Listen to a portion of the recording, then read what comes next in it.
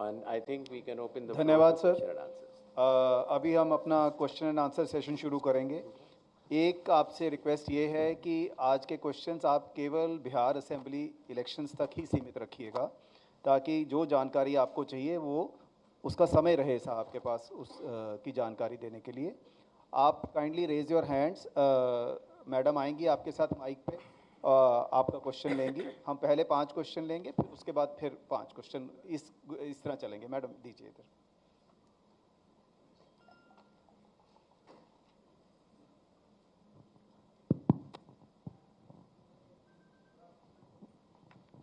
Sir, मेरा नाम ब्रजेश मिश्रा है और मैं INS न्यूज़ एजेंसी से हूँ। सवाल ये है कि जिस तरीके से बिहार में शुद्धिकरण का काम किया गया और बहुत सारे आरोप लगे, तो और राहुल गांधी ने, नेता विपक्ष हैं, उन्होंने वोट चोरी तक का आरोप लगाया और फिलहाल वो कोलंबिया घूम रहे हैं। ऐसे में आप कितना सीरियस उनके आरोपों को लेते हैं और उनके एटम बम, नाइट्रोजन बम और हाइड्रोजन बम से आयोग कितना घायल महसूस कर रहा है? नेक्स्ट क्वेश्चन इधर दीजिए मैम। सर, आपने SIR कराया, लेकिन कई सारे मेरा नाम मनीष है, मैं डिकोडर से हूँ। आपने SIR बिहार में कराया, इतना बड़ा जाइगेंटिक टास्क था। कई सारे इलेक्शन एक्सपर्ट्स, एनालिस्ट, जिसमें आपके फॉर्मर CEC हैं, उन्होंने कहा कि ये जो पूरा एक्सरसाइज है, इतने बड़ा एक्सरसाइज इलेक्शन बाउंड स्टेट में 4 महीने पहले कराना, ये इलेक्शन कमीशन का इनकम्पिटेंस है, उन्होंने ऑन रिकॉर्ड कहा। दूसरे कई लोगों ने कहा कि ये 50 सालों में चुनाव आयोग के द्वारा सबसे वर्स्ट डिसीजन था। कुछ लोगों ने ये भी कहा कि ये इनकम्पिटेंस प्लस मोटिवेटेड डिसीजन इसलिए रहा कि इसमें कुछ सेक्शंस ऑफ द सोसाइटी को जानबूझकर एक्सक्लूड करने की कोशिश की गई। So what is your response to, how do you respond to these charges of incompetence plus motivated decision? दूसरा मेरा एक ये है कि आपने please let's restrict to 1 question, we'll come back to you, no problem. इधर दीजिए, ये साहब बैठे। सर, मेरा नाम शशि भूषण है, मैं प्रभात खबर अखबार से हूँ। सर, मेरा सवाल है कि बिहार के जो प्रतिपक्ष के नेता हैं, उनका आरोप है कि एक ही घर में कई मतदाताओं के नाम शामिल किए गए हैं। तो ये जो हाउस लिस्टिंग का काम है, क्या इसमें सुधार होगा या वैसे ही रहेगा?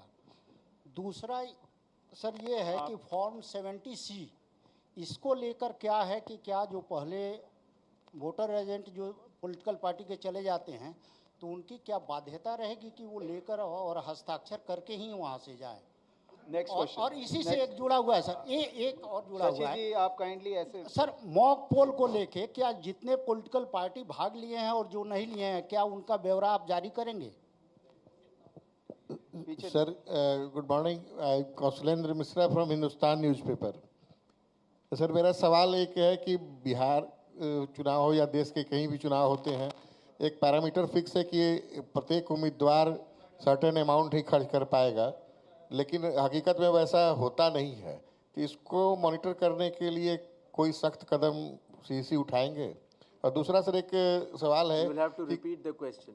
सर, सवाल ये था कि एक पैरामीटर फिक्स है कि 40 लाख विधानसभा में खर्च कर पाएंगे उम्मीदवार, तो उससे अमूमन एक्सीड ही करता है, ये नॉन फिगर है, ये बातें हैं। तो इसको मॉनिटर कैसे सुनिश्चित कराएंगे आपकी लिमिट में वो खर्च हो? दूसरा सर, एक इसी से जुड़ी हुई सवाल है कि हमारे कई उम्मीदवार हैं, कई पॉलिटिकल पार्टियां मान्यता प्राप्त आपके यहाँ से हैं, जिनके उम्मीदवार बहुत पुअर बैकग्राउंड से आते हैं, उन पे छोटे मोटे अपराध के मामले भी होते हैं।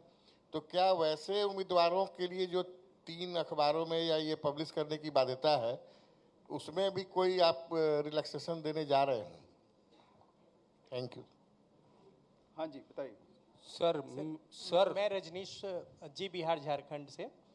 और सर, एक सवाल है कि जो बिहार सरकार अभी जो गणना कराई थी यहाँ पे, उसमें सेक्स रेशियो जो है 914 था प्रति 1000 पुरुष पे महिलाओं की जो संख्या, और अभी आपकी ओर से जो SIR हुआ है तो उसमें ये संख्या घट गई है। तो क्या महिलाओं के नाम कटे हैं ज़्यादा या फिर जुड़ नहीं पाए हैं प्रॉपर? इसमें जो अंतर है, इसमें क्या वजह है?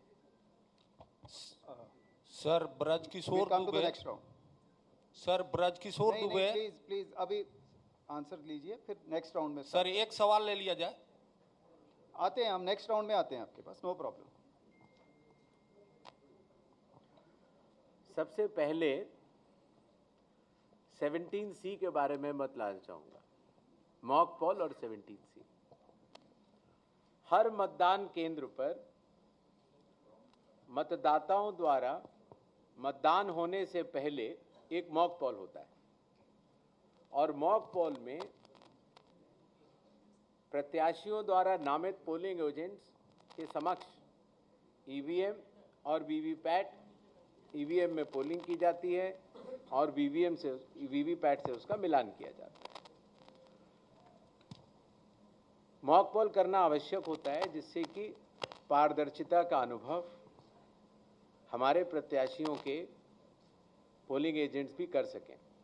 इसीलिए आपके माध्यम से ये मैं ज़रूर कहना चाहूँगा कि बिहार के आगामी चुनावों में जो जो प्रत्याशी खड़े हों वो अपने बूथों पर अपने पोलिंग एजेंट्स ज़रूर नामित करें। इसी तरीके से जब मतदान पूर्ण हो जाता है तो कानून के अंतर्गत उस समय जो पोलिंग एजेंट्स उपस्थित होते हैं, प्रिसाइडिंग ऑफिसर ईवीएम में देखते हैं कि टोटल कितने वोट पड़े, और वो फॉर्म 17C में भरने के बाद उन पोलिंग एजेंट्स को देते हैं जो कि वहाँ उपस्थित होते हैं। तो आपके माध्यम से आगामी प्रत्याशियों को भी मैं ये कहना चाहूँगा कि अपने पोलिंग एजेंट्स को मतदान शुरू होने से पहले पहुँचें, मॉक पोल अपने आंखों के सामने देखें और उसी तरीके से मतदान पूर्ण होने पर प्रिसाइडिंग ऑफिसर से अपना फॉर्म 17C लेकर आएं।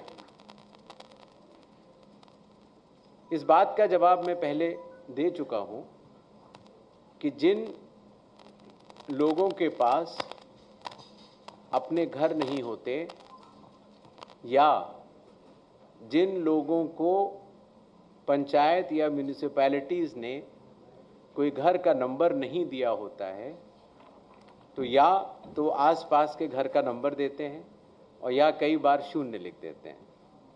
इसीलिए इसमें विचलित होने की कोई बात नहीं है, क्योंकि जब बूथ लेवल ऑफिसर किसी भी व्यक्ति का इन्यूमरेशन फॉर्म लेता है तो उसके ऊपर दावे और आपत्ति जताने के लिए हर पॉलिटिकल पार्टी के बूथ लेवल एजेंट्स मौजूद होते हैं।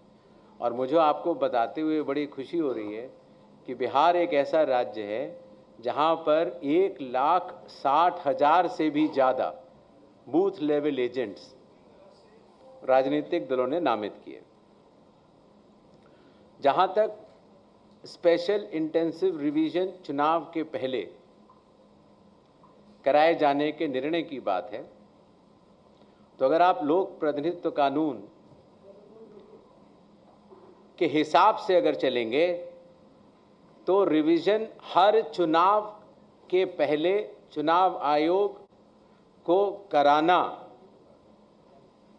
लॉफुल है और लॉ के अंतर्गत कराना ही होता है। किसी का ये कहना कि रिवीजन चुनाव के बाद होना चाहिए वो न्याय संगत नहीं है। एक और विषय आया कि जब हमारे बूथ लेवल ऑफिसर्स ने घर घर जाकर